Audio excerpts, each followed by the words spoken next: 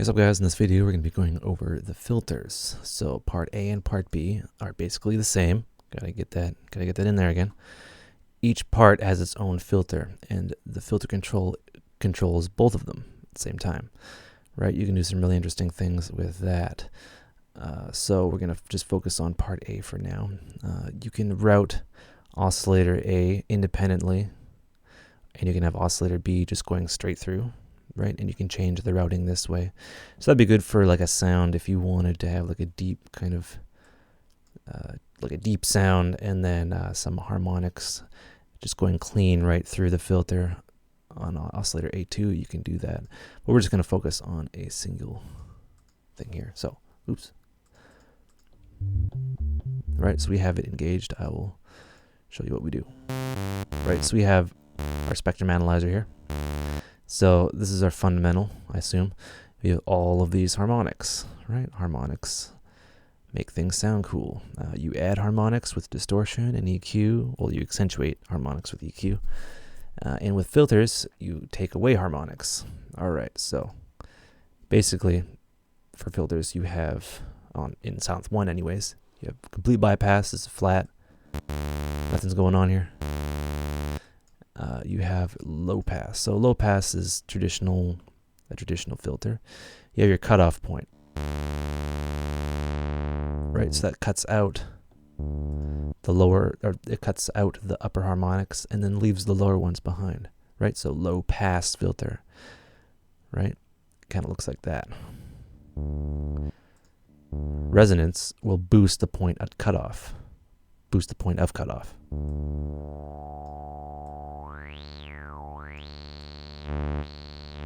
Right, so if you want to accentuate those harmonics there, these are all done with like rows of capacitors and all sorts of crazy stuff.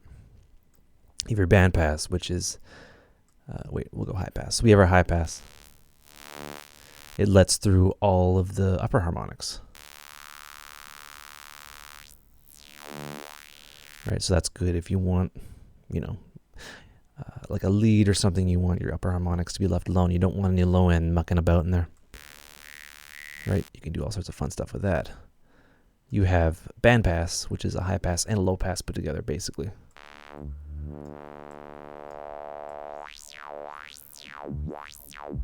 Right? So it's a high pass and a low pass put together, essentially. And what all of these do is it shapes the sound. It's like, why would you want to do that? Well, you have, oh wait, I'll end it again.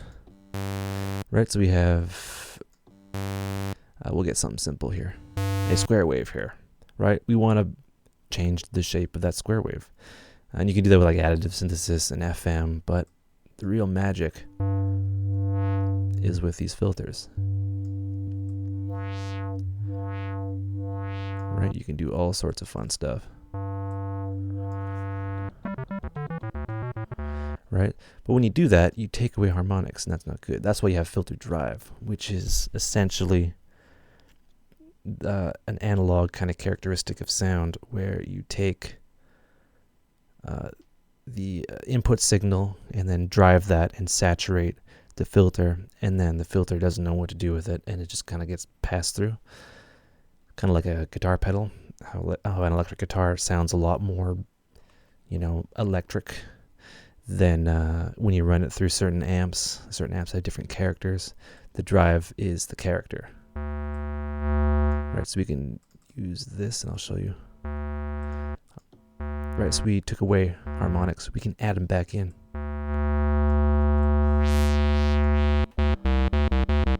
Right, so we can add a character with no drive. Sounds thin like before, but we drive it.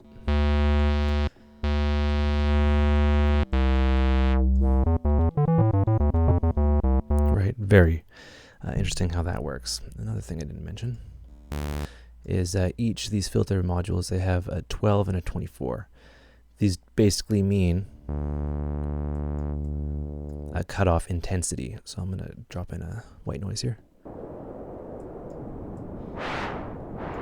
Right, so we have a white noise going into our low pass filter here, and it's at 24 dB per octave. At 12, a little less intense, so it's less of an intense slope, right? So you can have like 48 dB per octave kind of cut. Different filters have different sounds, but for this you only have 12 and 24, which is traditional, and that's kind of what you need, right? So you can do all sorts of neat stuff. And it's all about harmonics control and how you shape the harmonics. So if you have, say,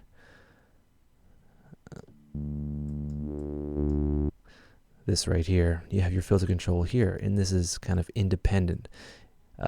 Well, it controls part A and part B at the same time. So if you have a low pass here and a low pass here, you can control them both with this filter control, and then add more resonance.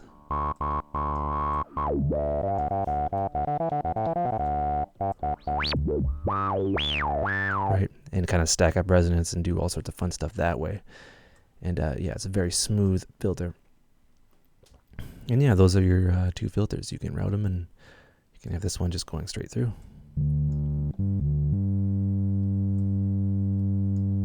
Wait. Confused myself there. But yeah, that's basically how it works. And yeah, that's our filters. So take care and have a good one.